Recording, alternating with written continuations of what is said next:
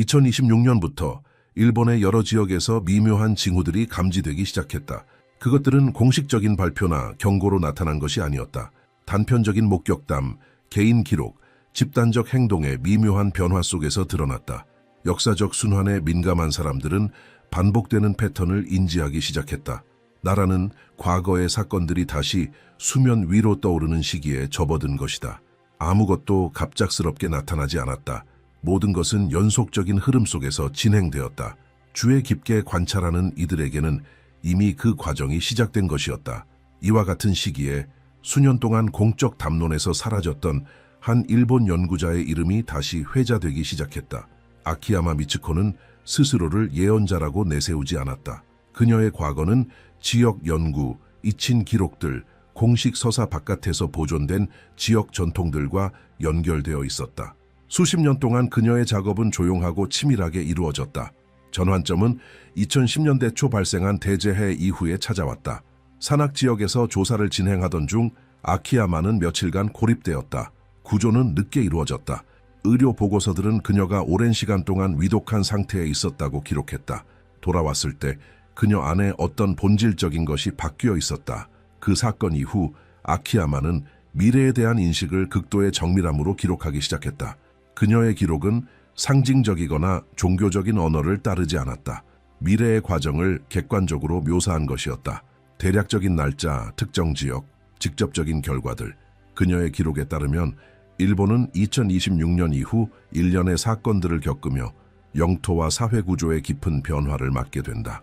그녀는 중심 지역의 안정이 점차 무너지고 인구가 강제로 재분배될 것이라 보았다. 아키야마에게 있어 국가는 피할 수 없는 수정의 순환 속으로 들어가는 중이었다. 그녀의 말은 처음에는 주의 깊은 소수의 집단 사이에서 조심스럽게 퍼져나갔다. 경고의 어조는 없었지만 절제된 긴박감이 있었다. 그녀는 일본이 세대를 거쳐 쌓아온 미해결의 문제들을 안고 있으며 그것들이 더 이상 잠재된 상태로 남지 않을 것이라 말했다. 그 영향은 단지 물리적인 차원에 그치지 않는다. 사회 구조, 공동체의 모델, 소속감의 개념이 점진적으로 붕괴될 것이다. 대도시들은 현재의 기능을 상실하게 되고 과거에는 손대지 못할 곳으로 여겨졌던 지역들이 불안정해질 것이다. 아키야마는 이 과정이 일본 열대만 국한되지 않을 것이라고도 기록했다. 그녀의 글에서 한국은 반복적으로 등장했으며 다음 시기의 핵심적인 일부로 묘사되었다. 위협이나 경쟁자로서가 아니라 재조정의 중심점으로 나타난 것이다. 그녀는 10년이 끝나기 전에 일본인들이 점차 안전을 찾아 열도 밖으로 이동하기 시작할 것이라고 서술했다. 이 움직임은 공식적인 조정 없이 조용히 일어날 것이며 사전 인식과 생존 본능에 의해 이끌릴 것이다. 평범한 삶에서 멀어진 사건 이후 아키야마는 점점 더 자주 자신이 보는 것들을 기록하게 되었다. 그녀의 노트에는 상징이 아닌 시기로 정리된 미래의 연속들이 담겨 있었다. 초점은 사건들의 연결성에 있었다. 그 기록에 따르면 일본은 2026년부터 지속적인 불안정성의 시기에 들어서며 이후 몇 년 동안 그 속도가 빨라질 것이다. 이는 단일한 사건이 아니라 영토 인프라 사회 역학을 동시에 영향을 주는 점진적인 연쇄 작용이었다. 변화는 국지적으로 시작되어 파도처럼 확산된다고 한다. 그녀는 인구 밀집 지역이 먼저 영향을 받을 것이라고 적었다. 토지, 교통, 도시 시스템에 대한 압박이 임계점을 넘어서게 될 것이다. 초기 영향은 붕괴가 아니라 연속적인 결함으로 인식될 것이다. 중단, 이동, 국지적인 이탈. 그녀의 기록에서는 중심지가 더 이상 자신의 복잡성을 지탱하지 못하게 된다. 사람들은 그 이유를 완전히 이해하기도 전에 움직이기 시작할 것이다. 이 이동은 환경에 대한 자연스러운 반응으로 나타난다. 이후의 글에서 아키야마는 이 과정에서 시간에 대한 인식이 달라질 것이라고 서술했다. 그녀에 따르면 2026년 이후의 시간은 더 짧게 느껴질 것이다. 사건들이 겹쳐 일어나고 과거에는 수십 년 걸릴 결정들이 몇 달 안에 강제로 이루어지게 된다. 제도는 반응이 늦고 일반 사람들이 먼저 감지한다. 적응은 각자의 신호 해석에 달리게 된다. 공식적인 확인을 기다리는 자는 불리해질 것이다. 이 기록들 속에서 한국은 점점 더 자주 등장하게 된다. 이는 일본의 사태에 대한 직접적인 결과가 아니라 같은 역사적 시기의 일부로 나타났다. 아키야마는 한반도가 구조적으로 더 큰 안정을 유지할 것이라고 적었다. 전혀 압박이 없지는 않지만 갑작스러운 붕괴에는 덜 취약할 것이라는 뜻이다. 이 대비는 한국이 자연스럽게 사람들의 이동을 끌어들이는 장소가 되게 만든다. 그 움직임은 공개적인 합의로 일어나는 것이 아니라 개인의 결정으로 발생할 것이다. 그녀는 이러한 흐름을 조용하고 지속적인 것으로 묘사했다. 일본을 떠나는 사람들은 공식적인 지침이 나오기 전에 소규모 그룹 단위로 조금씩 이동하기 시작할 것이다.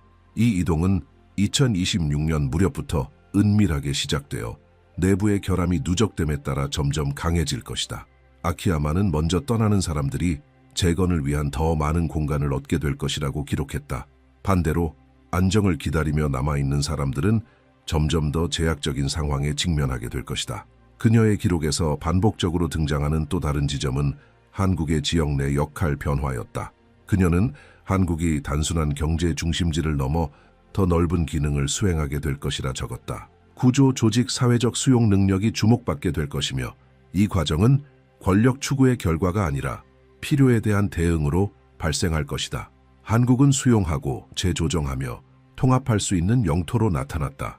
아키야마는 이 시기가 공동의 성숙함을 요구할 것이라고도 기록했다. 압력은 외부로부터만 오지 않는다. 관련된 모든 국가에서 내부 긴장이 발생하게 된다. 그녀에 따르면 차이는 감정적인 마비 없이 행동할 수 있는 능력에 달려있다. 명확성을 유지하는 이들이 이 시기를 더 안정적으로 지나갈 수 있을 것이다. 그녀는 이것을 신념 체계와 연결짓지 않았으며 환경에 대한 실용적인 자세로 보았다. 이 시점부터 그녀의 기록은 더욱 강도 높은 수준으로 들어간다. 아키야마는 이를 일본 지각의 대규모 재편성 시작이라고 불렀다. 그녀는 이 과정을 2026년부터 2029년 사이로 특정했다. 단일한 충격으로 나타나는 것이 아니라 여러 겹으로 진행된다고 서술했다. 먼저 지하 압력의 변화, 그 다음 해안 및 도시 지역의 집안 행동 변화, 마지막으로 수세기 동안 축적된 힘의 방출. 그녀의 기록에서 일본은 이 영향을 가장 먼저 직접 흡수하는 영토로 묘사된다. 그녀는 일본 열도가 이 지질 재분배의 시작점이 될 것이라고 적었다. 그 이유는 고밀도 거주 지역 아래 깊은 단층들의 수렴에 있다고 보았다. 압력은 더 이상 억제되지 못한다. 이 과정은 점진적으로 진행되며 해상 항로 항만 에너지 시스템, 행정 중심지를 포함한 여러 요소에 영향을 준다. 아키야마에게 있어 많은 사람들이 재난이라 부를 이 과정은 실제로는 피할 수 없는 재조정이다. 이 영토는 물리적 재정의를 거치며 세계 속에서의 전략적 역할도 변화하게 될 것이다. 기록들에는 특정 지역들이 높은 불안정성의 영역으로 반복적으로 언급된다. 일본 중부와 남서부 해안에 인접한 해저지대가 그녀의 노트에 자주 등장한다. 그녀는 집안의 수직적 움직임, 점진적인 변형, 그리고 과거에는 안전하다고 여겨졌던 지역에서의 액상화 현상을 묘사했다. 대형 구조물들은 불안정해질 것이다. 이는 공학적 결함 때문이 아니라 집안 자체의 행동이 변화하기 때문이라고 했다. 그녀의 표현에 따르면 토양이 더 이상 예전처럼 반응하지 않게 된다. 도시 확장을 지탱하던 기반이 더 이상 같은 방식으로 존재하지 않게 되는 것이다. 이 지점에서 그녀의 기록은 더욱 직접적이 된다. 아키야마는 대도시들이 인구를 집중시키는 기능을 잃게 될 것이라 단언했다. 서비스, 주거, 이동성에 대한 압력이 기능적 한계를 넘어서게 되고 철수는 자발적으로 시작될 것이다. 사람들은 중심지를 떠나 인구 밀도가 낮은 지역을 찾기 시작한다. 이 움직임은 집단적인 지침에 의한 것이 아니라 일상에서 감지되는 불안정성에 대한 즉각적인 반응으로 나타난다. 아키야마에게 있어 이 이동은 가시적인 전환의 시작을 의미한다. 그녀는 같은 시기에 집단적인 정서적 충격도 심화된다고 기록한다. 지배적인 감정은 더 이상 지속적인 발전에 대한 신뢰가 아니며 그 자리를 불확실성이 차지하게 된다. 제도들은 정상 상태를 유지하려 노력하겠지만 대중은 말과 현실 사이의 간극을 인식하게 될 것이다. 이 불일치는 개인의 결정을 가속화시킨다. 환경의 물리적 신호에 주의를 기울이는 이들이 먼저 반응하게 되고 적응은 의견의 문제가 아니라 시간의 문제가 된다. 아키야마의 노트에는 구체적인 장면들도 묘사된다. 대도시권에서 연쇄적인 중단 사태가 발생하고 인프라는 한계에 다다르며 통신은 간헐적으로 마비된다. 이러한 사건들은 전면적인 붕괴로 보이진 않지만 반복되는 피로 현상으로 나타난다. 매번의 실패는 집단적인 신뢰를 더욱 약화시킨다. 이 지속적인 피로는 결국 특정 지역에서의 거주 자체를 불가능하게 만든다. 그녀에 따르면 영토는 점차 명확한 한계를 설정하게 되는 것이다. 동시에 그녀는 더 넓은 지역적 변화도 기록하고 있다. 일본이 초기 충격을 흡수하는 동안 동아시아의 다른 지역들은 더 높은 구조적 안정성을 유지할 것이다. 한국은 그녀의 기록 속에서 다시 등장하며 심층적인 지각 변형에 덜 영향을 받는 지역으로 언급된다. 이는 압력이 없다는 뜻이 아니라 흡수 능력이 더 크다는 의미이다. 이 대비는 새로운 인적 경제적 이동의 축을 형성하게 된다. 아키야마는 이러한 차이가 장기적인 패턴을 관찰하는 이들에게 빠르게 인지될 것이라고 기록한다. 자원이 제한된 사람들 또한 그 계산을 하게 될 것이다. 이 움직임은 엘리트 계층에만 국한되지 않고 다양한 사회 계층을 가로지를 것이다. 초기에는 소규모 그룹이 먼저 이동하며 비공식적인 네트워크들이 형성된다. 이 이주는 전통적인 경로를 따르지 않으며 다양한 경로를 통해 조용하고 지속적으로 이루어질 것이다. 이 시기의 핵심적인 또 다른 기록은 불가역성이라는 개념이다. 아키야마는 이 과정이 일단 시작되면 이전 상태로 되돌아가는 일은 없을 것이라고 썼다. 과거의 모델을 완전히 복원하는 일은 불가능하다. 일본은 지역 내에서 자신의 역할을 새롭게 정의해야 하며 유지할 수 없는 구조를 고수하는 것은 손실만을 늘릴 뿐이라고 본다. 그녀는 영토의 물리적 변화를 기정사실로 받아들이는 태도가 적응을 위해 필수적이라고 강조했다. 그녀는 또한 이 시기가 공동체의 가치를 시험에 들게 할 것이라고 적었다. 연대 조직력, 감정적 명료성은 단순한 구호가 아닌 실질적인 생존의 차이를 만드는 요소로 작용할 것이다. 서로 협력하며 행동할 수 있는 공동체는 훨씬 덜 고통받는다. 반대로 내부 분열은 영향을 가중시킨다. 이 점은 그녀의 기록에서 반복적으로 등장하며 분기점으로 간주된다. 과정이 진전됨에 따라 아키야마의 기록은 더욱 강도 높은 단계로 들어간다. 그녀는 불안정성이 더 이상 단편적인 결함으로 인식되지 않고 일상 그 자체를 형성하는 순간을 묘사한다. 2027년에서 2029년 사이 일본은 지속적인 압력의 시기에 들어선다. 회복을 위한 휴지기도 없고 중단도 없다. 영토 자체가 인간 거주의 한계를 명확히 설정하기 시작한다. 이전에 안정의 상징으로 여겨졌던 지역들도 점차 실용적인 기능을 상실한다. 일상생활은 제약이 많아지고 단순한 이동조차도 계획이 필요하게 된다. 일부 중심지에 머무르는 일은 운영상 더 이상 타당하지 않게 된다. 이 시점에서 아키야마는 대규모 도시 지역이 조용한 소진 상태에 들어간다고 기록한다. 즉각적인 철수가 이루어지는 것이 아니라 점차 유지 불가능성이 드러나는 것이다. 서비스는 간헐적으로 제공되며 비용은 증가하고 인구 밀도는 남아있는 사람들에게 부담이 된다. 환경은 더 이상 이전의 속도를 감당하지 못하며 사람들은 머무르는 것이 지속적인 소모라는 사실을 체감하기 시작한다. 이 인식은 자연스럽게 확산되며 어떤 공식 발표 없이도 직접적인 경험을 통해 스스로 자리 잡는다. 이 시점에서 아키야마는 하나의 결정적인 움직임을 묘사한다. 이탈이 예외가 아닌 현실적인 대안으로 인식되기 시작하는 것이다. 한 번도 일본을 떠나는 것을 고려하지 않았던 사람들조차 주변 상황을 새로운 기준으로 바라보게 된다. 머무름의 개념이 변화하고 영토와의 관계가 재정의된다. 이동은 즉각적인 공포 때문이 아니라 냉정한 상황 판단에 의해 이루어진다. 아키야마는 이 시점을 이전의 정상 상태로 돌아가려는 기대가 완전히 무너지는 시기로 기록한다. 바로 이 단계에서 한국이 그녀의 기록에서 더욱 중심적인 역할을 차지하게 된다. 아키야마는 한국을 수용의 영토로 묘사한다. 기능하는 인프라, 보존된 물류 역량, 더 견고한 사회적 결속, 이러한 요소들이 지역적 주목을 받기 시작한다. 이주는 개별적인 차원을 넘어서 점점 규모를 갖추기 시작한다. 아직 공식 통계에는 잡히지 않지만 끊임없는 흐름 속에서 감지된다. 일본 외부에서 소규모 공동체들이 재조직되고 자생적인 지원 네트워크가 형성된다. 아키야마는 이 흐름이 정치적 기치 아래서 벌어지는 것이 아니라 실질적 필요에 의해 움직인다고 기록한다. 사람들은 삶이 보다 적은 마찰로 지속될 수 있는 곳을 찾는다. 한국은 약속이 아닌 객관적인 조건으로 인해 집중점이 된다. 그녀는 한국이 조용히 준비 중이라고 쓴다. 내부 조정이 이루어지고 인구 밀도가 낮은 지역들이 주목을 받는다. 기반 시설도 이에 맞춰 조정된다. 전체 규모가 뚜렷해지기 전에 이미 재편이 시작되는 것이다. 이 시기는 감정적으로 매우 큰 긴장을 동반한다고 그녀는 적는다. 상실감은 적응의 필요성과 얽혀 나타난다. 사람들은 각자의 이야기, 유대, 기억을 짊어지고 있다. 이주는 단순한 물리적 이동이 아닌 내적인 단절을 요구한다. 아키야마는 이 단계를 가장 어려운 시기 중 하나로 묘사한다. 즉각적인 위협 때문이 아니라 결정의 무게 때문이다. 머무르는 것은 장기적인 불안정성과 마주하는 것이고 떠나는 것은 완전한 재구성을 의미한다. 모든 선택은 실제적인 대가를 수반한다. 그녀는 많은 사람들이 이 결정을 미루려 한다고도 적는다. 하지만 그 지연은 상황을 더욱 어렵게 만든다. 시간이 지날수록 선택지는 줄어들고 적응의 문턱은 높아진다. 빠르게 행동한 사람은 더 넓은 가능성을 얻고 망설이는 사람은 점점 더 제한된 환경에 부딪히게 된다. 이 패턴은 아키야마의 기록 전반에 걸쳐 반복적으로 등장하며 경고의 형식으로 제시된다. 동시에 아키야마는 한국의 역할 변화에 대한 심층적인 묘사를 남긴다. 한국은 단순한 수용지에서 벗어나 점차 지역의 축 중심으로 재편되기 시작한다.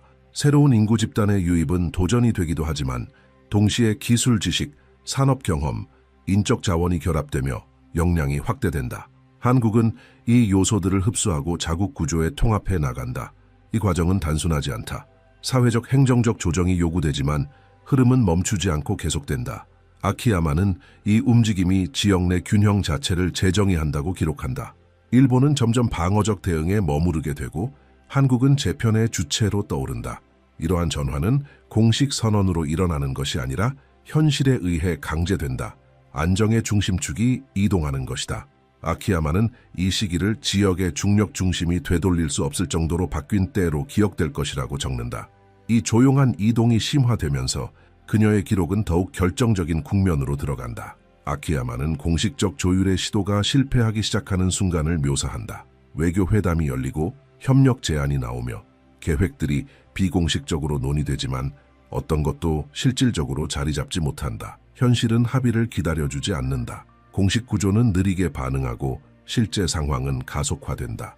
명확한 합의가 부재한 가운데 분열은 더욱 심화되고 각 집단은 각자 행동에 나서게 된다. 이 조율 실패는 아키야마가 말하는 가장 위기적인 단계의 시작이다. 그녀는 공식 시스템의 실패가 즉각적인 전환을 촉발한다고 기록한다. 책임은 더 이상 공동체 차원이 아닌 개인에게로 돌아간다. 사람들은 더 이상 광범위한 지침이나 제도적 보장이 없다는 것을 인식한다.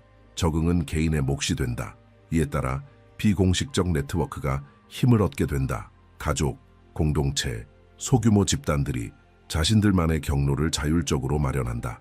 이주는 공식 발표 없이 강화되며 항구, 공항, 보조 경로 등에서 지속적인 흐름이 감지된다.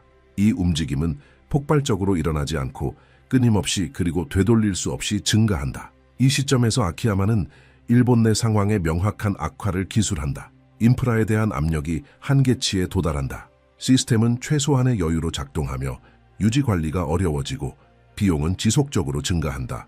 국민들은 일상 속에서 이 불안정성의 무게를 실감하게 된다. 도시 환경은 점점 더 제약적이 되고 물리적 공간조차 심리적 안정을 제공하지 못한다. 그 자리에 머무르는 것조차 끊임없는 에너지와 인내를 요구하게 된다. 이 지속적인 소모는 결국 더 많은 이들을 이동이라는 선택으로 몰아넣는다. 아키야마는 이 시점에서 많은 사람들이 모든 것을 뒤로 한 차에 떠난다고 기록한다. 부동산, 경력, 인간관계 등은 중단되거나 보류된 상태로 남겨진다. 이동은 필수적인 것만을 가지고 이루어지며 핵심은 삶의 지속 가능성에 맞춰진다. 이주는 이상적으로 묘사되지 않는다. 실용적인 목적에 따른 것이다. 사람들은 일하고 살고 계획할 수 있는 땅을 찾는다. 아키야마는 이 단계에 이르면 한국은 이미 사실상 인정받는 도착지로 기능하고 있다고 쓴다. 공식적인 지위는 부여되지 않았지만 그 역할은 명확하다. 그녀의 기록에 따르면 한국의 대응은 실용적이다. 행정 조정이 이루어지고 인구 밀도가 낮은 지역들이 주목받기 시작한다. 지역 기반 시설은 유입되는 인구를 수용할 수 있도록 조정된다. 이 모든 과정은 조용하지만 체계적이며 축하가 아닌 집중과 실행에 기반한다. 한국은 지역 안정의 거점으로 작동하기 시작하며 이 역할은 일본과의 격차가 뚜렷해짐에 따라 더욱 강화된다. 아키야마는 이 시기의 인간적 충격에 대해서도 묘사한다. 사람들이 상실의 흔적을 안고 도착하며 적응은 사회적 지원을 요구한다. 그녀에 따르면 한국의 대응은 점진적인 통합에 기초한다. 일자리, 교육, 공동체 재편이 우선시되며 이러한 접근은 다음 시기를 위한 단단한 기반을 형성한다. 한국은 단지 이들을 수용하는 것에 그치지 않고 흡수하고 재구성해 나간다.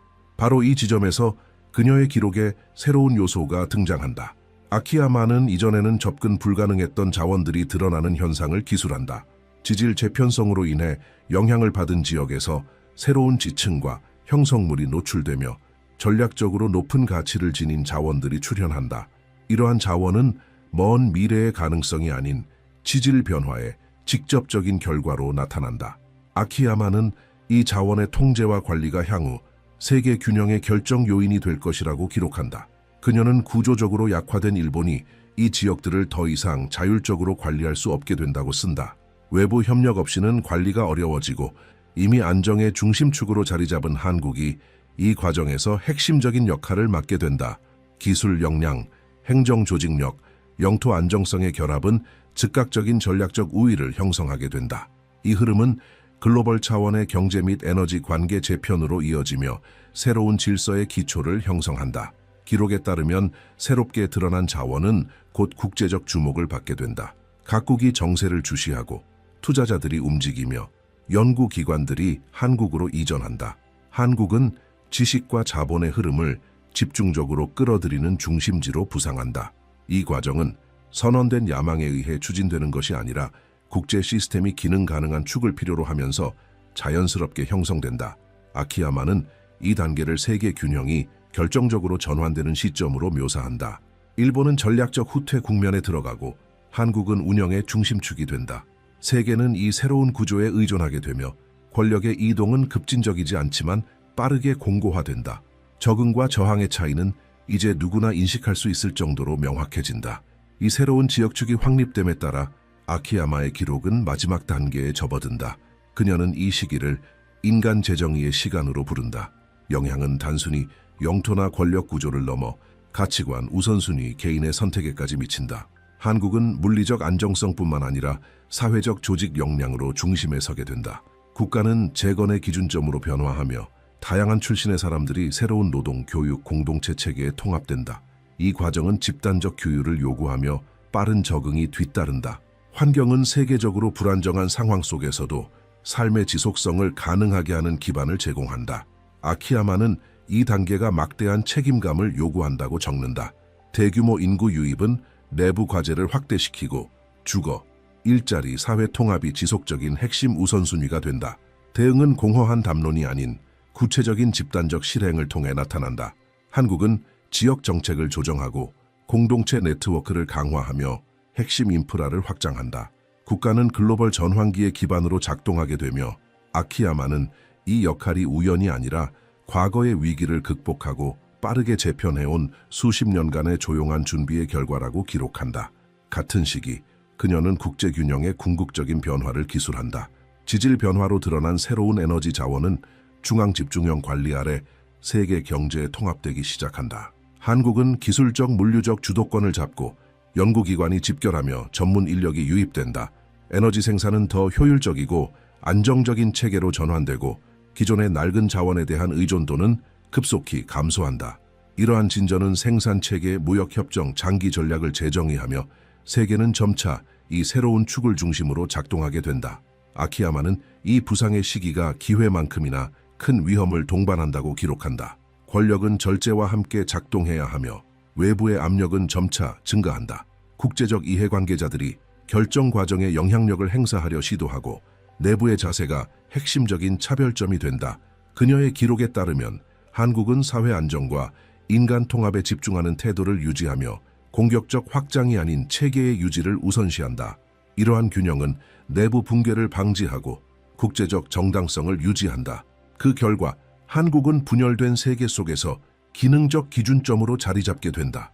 그녀는 또한 초기 붕괴 이후 도착한 이들의 운명에 대해 서술한다. 일본과 타 지역에서 살아남은 사람들은 한국에서 점진적인 재건의 기회를 발견한다. 이 과정은 상실을 지우지는 못하지만 삶의 연속성을 제공한다. 적응은 일, 학습, 일상의 공동체 생활을 통해 이루어지며 다양한 배경의 사람들이 섞여 새로운 공동체를 형성한다. 인간적 재건은 물질적 재편과 동시에 진행된다. 아키야마는 이 지점을 실질적인 역사적 전환점으로 본다. 마지막 기록들에서 그녀는 이 시기를 한국에 거주하는 각 개인의 역할과 연결시킨다. 그녀는 이 시기에 이 땅에 존재한다는 것이 단순한 우연이 아니며 삶 속에서 쌓여온 선택의 결과라고 서술한다. 모든 사람은 이 새로운 균형을 유지하는 데 직접적인 책임을 지닌다. 일상적인 공동체 생활은 역사적 무게를 갖게 되며 일하는 방식, 환대하는 태도, 삶을 조직하는 방법이 다음 시기의 질을 결정짓는다. 아키야마는 이 시점이 실질적 인식과 책임을 요구한다고 강조한다. 수동성은 설 자리가 없으며 안정성은 개인의 행동이 모여 형성된다. 작은 일상적 선택들이 전체 시스템을 유지하고 무관심은 체계를 약화시키며 참여는 강화시킨다. 이 패턴은 그녀의 기록 전반에 반복되며 전환기를 덜 고통스럽게 통과하기 위한 조건으로 제시된다. 성공적인 적응은 감정적 명료성과 즉각적 현실에 대한 헌신을 전제로 한다. 그리고 그녀는 2030년 이후의 시기를 새로운 순환의 시작으로 기술한다. 세계는 지속적인 긴장 상태에서 벗어나기 시작하고 재편은 마침내 안정을 찾는다. 한국은 효율적인 재건의 기준점으로 떠오르고 일본은 더 느린 속도로 내부 재정의를 시작한다. 다른 지역들 역시 각자의 경로를 따라 움직이고 전 지구적 충격은 점차 안정화된다. 결국 세계는 새로운 균형점을 형성하며 작동하게 된다. 아키야마는 마지막 기록에서 미래는 여전히 인간의 선택에 민감하게 열려 있다고 강조한다. 어떠한 것도 자동적으로 고정되지 않으며 안정은 끊임없는 유지와 관리를 필요로 한다. 이 전환의 시기는 동시에 인류의 취약성과 잠재력을 드러내며 이 순간을 올바로 이해하는 이들은 능동적인 역할을 맡게 된다. 그녀에 따르면 지금 이 흐름을 지켜보는 사람들에게 이 마무리는 절대적인 종결이 아니라 실천 가능한 지속의 시작이다. 자신의 인식을 기록하고 이 내용을 공유하며 이 새로운 시대 속에서 인간의 역할을 어떻게 바라보는지 나누는 행동은 집단적 인식을 넓히고 이 전환기를 책임 있게 지나가기 위한 감각을 깨어있게 만든다. 주의를 유지하는 일, 현실을 직시하는 일, 그리고 연결된 존재로서 삶을 조직하는 일, 이 모든 것이 앞으로 다가올 시기의 질을 결정짓는 핵심 조건이 된다.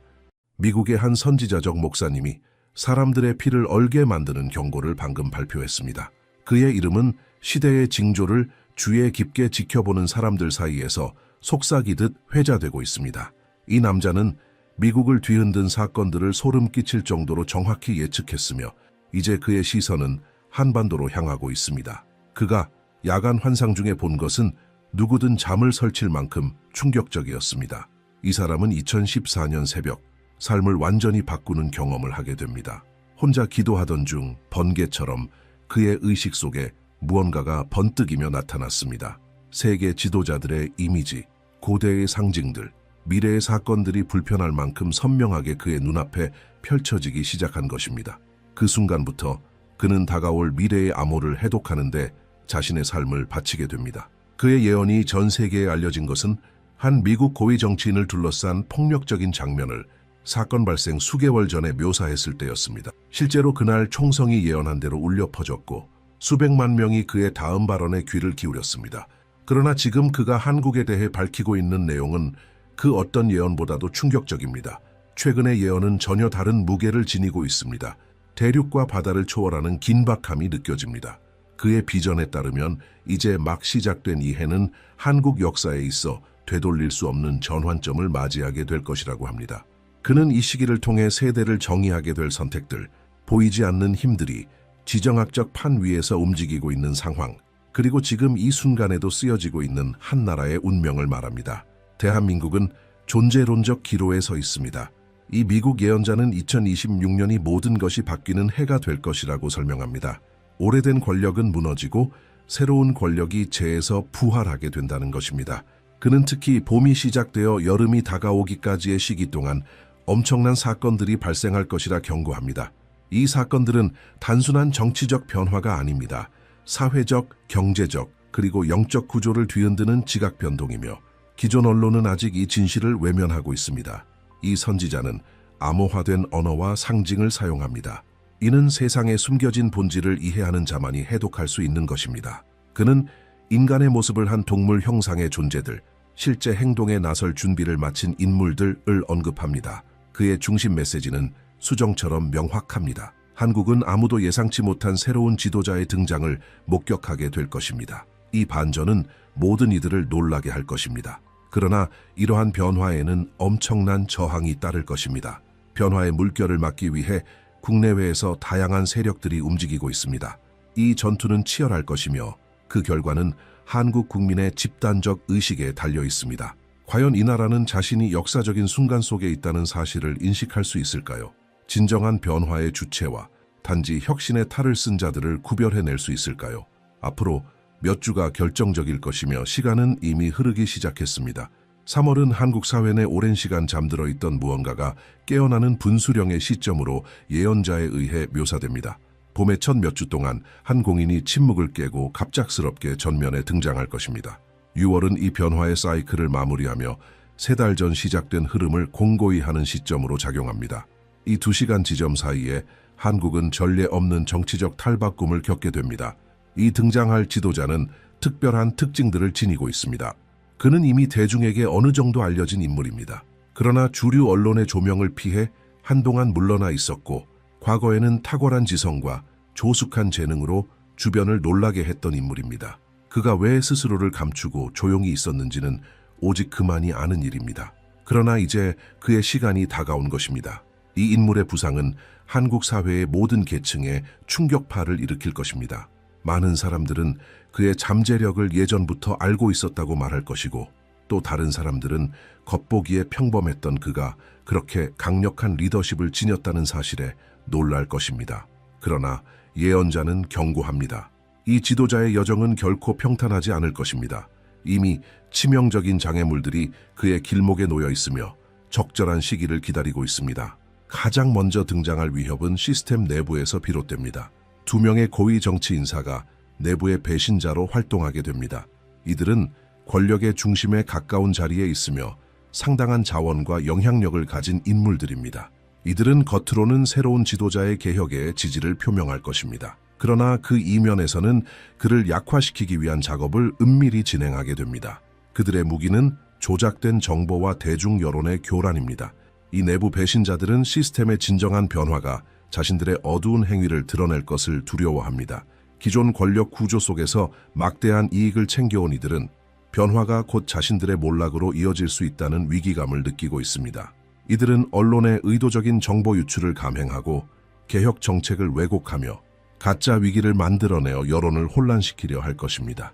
이러한 심리전은 4월에서 5월 사이에 본격적으로 펼쳐질 것입니다. 모든 공식 발언 뒤에는 숨겨진 의도가 있으며 수면 아래서 벌어지는 전쟁은 치열할 것입니다.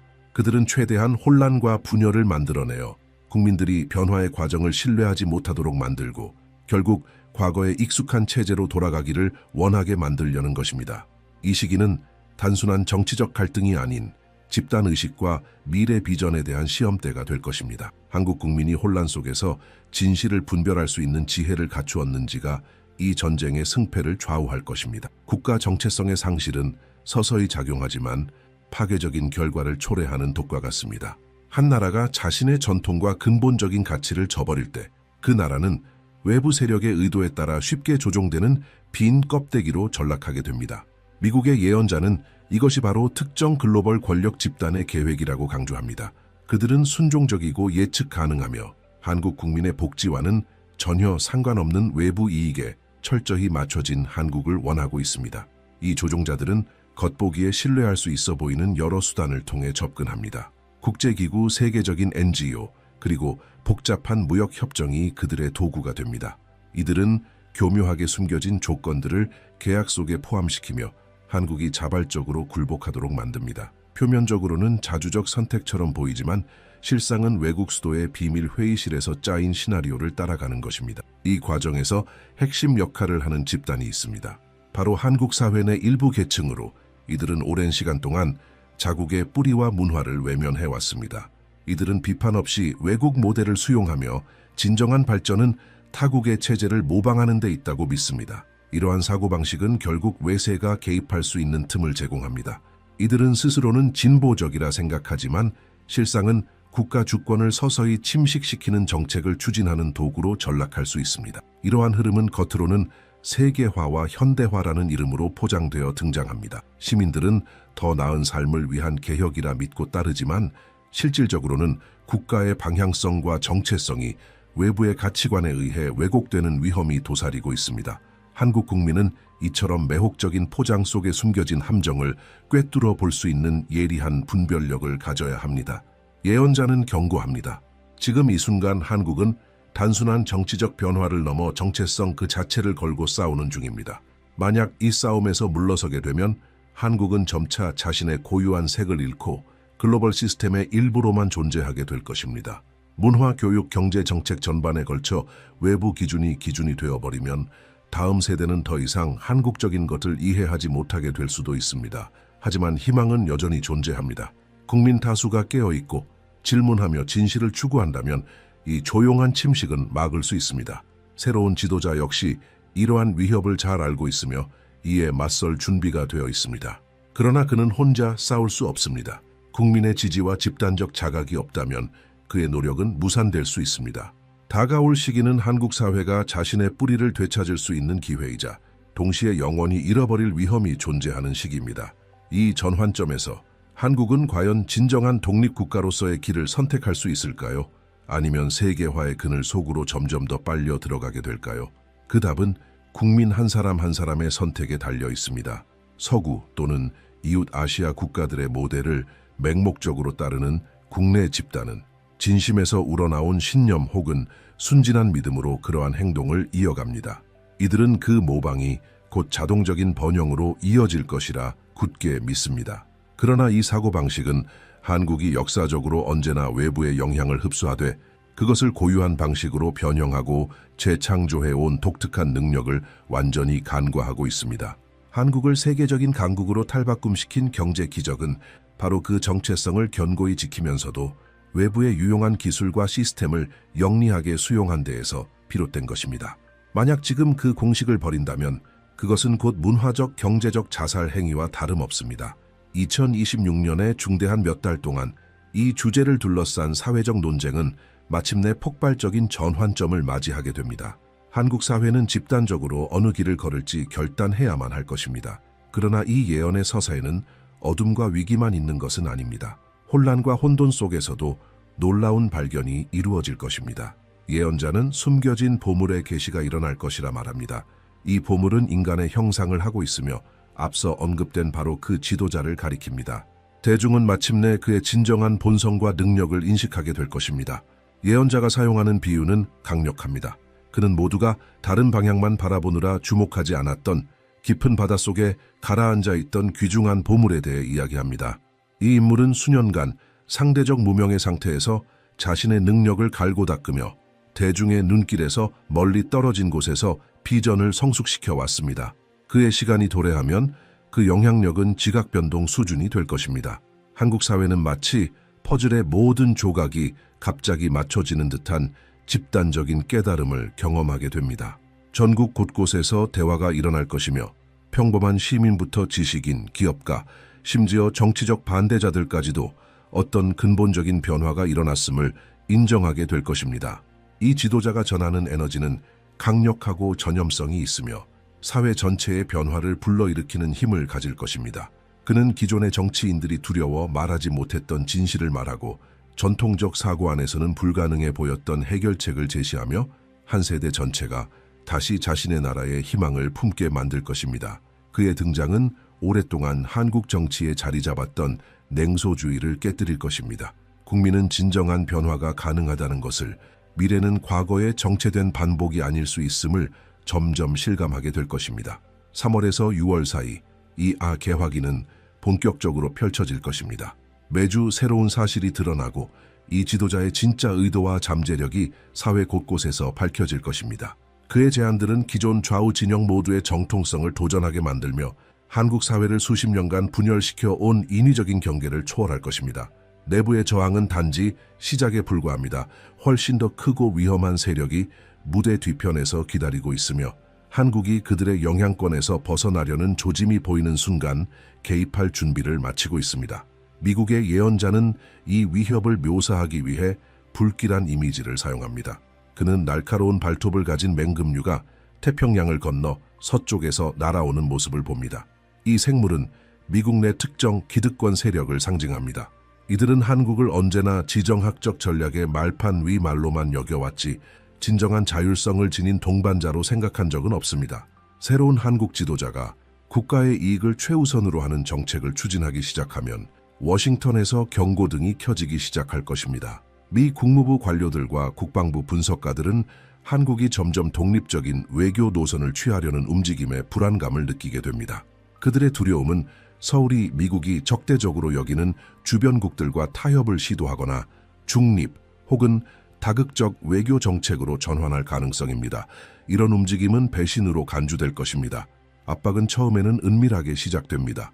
미국 외교관들은 비공식 회의에서 우려를 표하며 특정 정책이 한미 관계를 해칠 수 있다고 암시할 것입니다. 그러나 지도자가 자신의 노선을 고수하면 그 대응은 빠르게 고조됩니다. 국제 언론에 전략적인 정보 유출이 발생해 새 정부를 불안정하거나 위험한 세력으로 묘사하는 보도가 나올 수 있습니다. 미국의 이해관계를 대변하는 싱크탱크들은 한국의 경제정책 방향을 의심하는 보고서를 발간하게 될 것입니다. 다국적 기업 경영진은 특정 개혁이 계속되면 투자 철회를 고려하겠다는 압박성 발언을 내놓게 될 수 있습니다. 이러한 간섭은 6월 이후 최고조에 달하게 됩니다. 이 시점에서 한국 지도자가 국민의 강력한 지지와 흔들림 없는 결의를 보인다는 사실이 명확해지면 미국 측은 더욱 노골적인 수단을 동원할 것입니다. 주한미군 지원 재검토, 무역협정의 불리한 재협상 등이 거론되며 경제적 압박이 본격적으로 가해질 수 있습니다. 동시에 한국 내부의 야당 세력들에게는 직접적이진 않더라도 어떤 형태로든 간접적 지원이 제공될 수 있습니다. 이들은 시위를 확대하고 사회적 불안정을 조장하며 정권을 흔들려 할 것입니다. 이 모든 행위들에 담긴 메시지는 명확합니다. 우리의 틀에 맞추지 않으면 대가를 치르게 될 것이다. 이것이 새로운 지도자와 한국 국민에게 닥친 궁극적인 시험대가 될 것입니다. 당장의 압박과 고통은 매우 현실적으로 다가올 것이며 타협하고 싶어지는 유혹은 클 것입니다. 그러나 바로 이 순간이 한국이 진정한 독립국가로 거듭날 수 있는지 아니면 외세의 시나리오에 다시 편입될지를 가르는 분기점이 될 것입니다. 그러나 예언자는 이 시점에서의 굴복은 한 세대에게 주어진 단 한 번의 진정한 주권 회복 기회를 영원히 잃는 것이라고 단언합니다. 그는 말합니다. 만약 한국이 흔들리지 않고 버틴다면, 국민이 경제적 정치적 폭풍 속에서도 지도자를 지지한다면 놀라운 일이 일어날 것이라고. 외부의 압박은 도리어 전례 없는 국민적 단결을 촉진하는 촉매제가 될 것입니다. 한국인들은 스스로도 알지 못했던 집단적 힘을 발견하게 될 것이며 역경은 강철 같은 결단력을 단련시켜 줄 것입니다. 이 과정을 통해 한국은 전략적 자율성을 추구하는 중경국들에게 하나의 모델이 될 것입니다. 그러나 이 모든 정치적 긴장과 국제적 압력 외에도 예언자의 환상 속에는 더욱 신비롭고 불길한 사건이 자리하고 있습니다. 그것은 전혀 다른 성격의 현상이며 그 발생은 예견되어 있는 듯합니다. 예언자는 이 현상이 한국에서 가장 발전되고 인구가 밀집된 지역에서 일어날 것이라 말합니다. 그는 수많은 인구가 생활하고 일하는 빛나는 고층 건물들이 즐비한 지역, 한국의 기술적 영광이 극대화되어 나타나는 바로 그 도심을 봅니다. 그러나 이 무적처럼 보이는 도시적 풍경 안에서 불가능한 일이 벌어질 것입니다. 항상 곧게 서 있던 구조물들, 안정성과 지속성의 상징들이 하나둘씩 휘기 시작합니다. 예언자가 사용하는 언어는 의도적으로 모호합니다. 왜냐하면 이 사건 자체가 단순한 분류를 넘어서기 때문입니다. 그것은 실제로는 규모가 엄청난 지진일 수 있습니다. 건물들이 흔들리고 인프라가 붕괴되는 파괴적인 자연재해. 한반도는 지진 발생 가능성이 낮지 않은 지질 구조를 가지고 있지만 예언된 규모는 지금껏 경험한 바 없는 것입니다.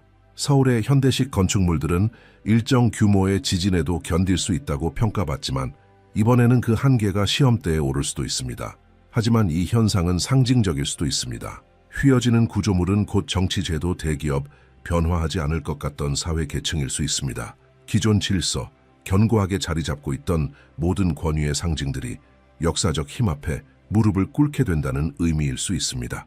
새로운 현실이 도래함에 따라 낡은 체계는 더 이상 설 자리를 잃게 되는 것입니다.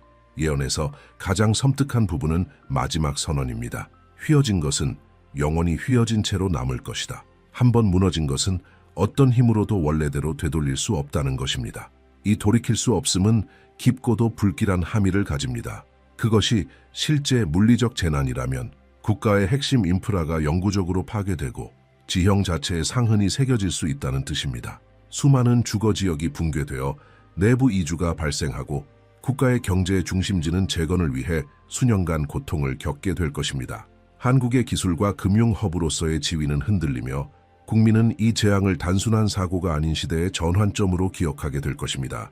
이 사건은 한국의 집단 심리에 깊은 상처를 남길 것이며 그 전과 그 후를 명확히 가르는 기준점이 될 것입니다. 그러나 상징적 해석은 그에 못지않게 극적이며 어쩌면 훨씬 더 포괄적인 관점을 제공합니다. 수십 년간 한국을 지배해온 권력 구조들은 되돌릴 수 없이 무너질 것입니다. 경제의 특정 분야를 장악해왔던 기업 가문들은 더 이상 절대적인 지배력을 유지하지 못하게 될 것입니다. 정권을 번갈아 잡아왔던 정치 정당들 역시 오래된 공식이 더 이상 통하지 않는다는 사실을 깨닫게 될 것입니다. 국민들은 과거의 정치적, 사회적 행동 양식으로 돌아가기를 단호히 거부할 것입니다.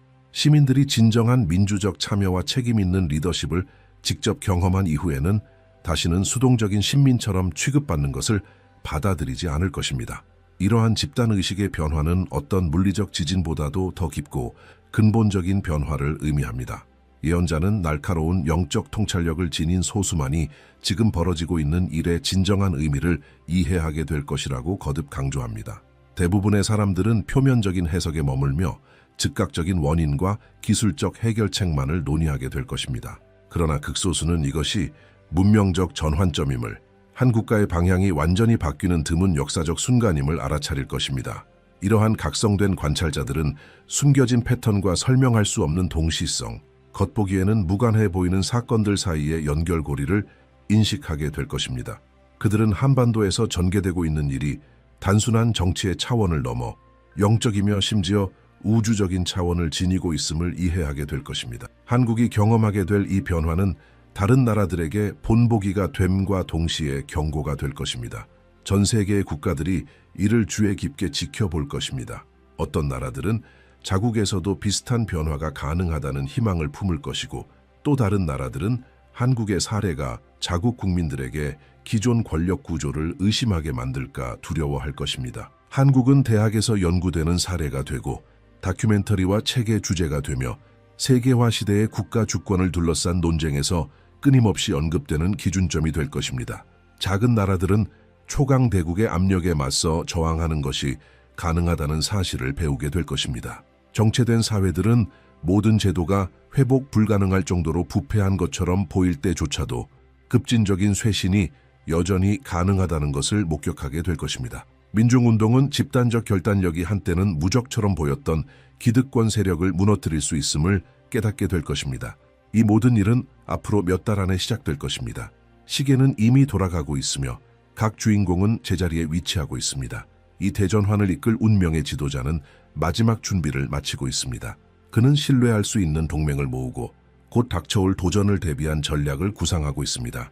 내부의 사보타주 세력들 또한 이미 움직이고 있으며 자신들의 내러티브를 조율하고 가장 효과적으로 공격할 수 있는 약점을 파악하고 있습니다. 외부 세력은 정보망과 외교 채널을 통해 모든 전개 상황을 면밀히 감시하고 있으며 개입이 필요하다고 판단되는 순간을 기다리고 있습니다. 그리고 이 장기판에서 가장 중요한 존재인 한국 국민은 아직 자신이 맡게 될 중대한 역할을 완전히 인식하지 못하고 있습니다. 가장 본질적인 질문은 아직 열려 있습니다. 결정적인 순간이 찾아왔을 때, 압박이 극에 달하고 선택의 결과가 뼈아프게 드러날 때 과연 한국은 어떤 길을 택할 것인가?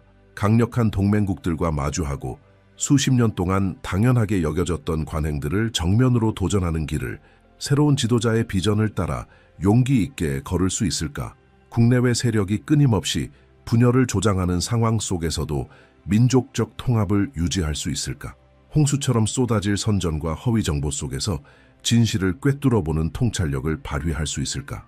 이 질문들에 대한 답은 앞으로의 몇 달 안에 드러날 것이며 그로 인해 기록될 이야기들은 세대에 걸쳐 역사 속에서 연구되고 회자될 것입니다. 그러나 이러한 거대한 도전 앞에서도 한국은 조심스럽게나마 낙관할 수 있는 이유를 지니고 있습니다. 이 나라는 참혹한 전쟁의 폐허 속에서 단 한 세대만의 세계적인 경제 강국으로 재건된 경험이 있습니다.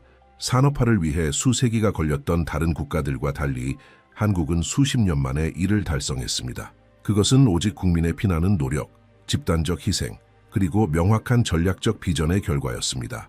이른바 한강의 기적은 우연도 행운도 아닌 현대사에서 유례없는 민족적 결단의 산물이었습니다.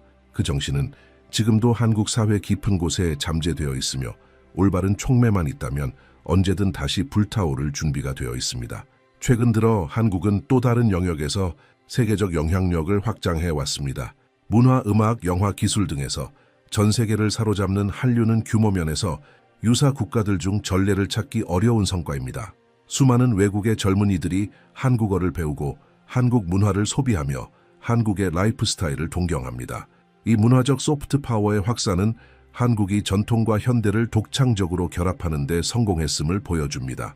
외부의 영향을 받아들이되 자신만의 정체성을 지키며 진정성을 유지하는 힘, 바로 이것이 한국이 세계에서 존경받는 이유입니다. 이러한 문화적 성공은 중요한 교훈을 제공합니다. 그것은 바로 진정성은 모방을 이긴다는 것입니다.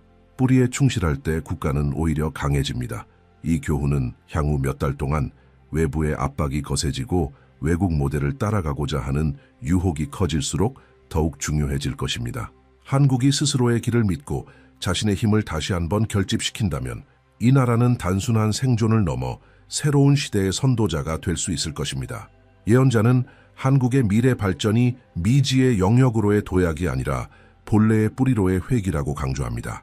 이 나라는 지금 오랜 세월 동안 그 문화적 본질 속에 존재해왔던 가치들과 실천들을 재발견하고 있는 중입니다. 공동체적 책임의식, 공동선을 위해 개인의 이익을 기꺼이 희생하는 자세, 지식과 교육에 대한 깊은 존중, 창의적 개성을 억누르지 않으면서도 조화를 중시하는 사회적 감각, 이 모든 요소들은 한국 문명이 가장 빛났던 시기를 특징지었던 핵심 덕목들입니다.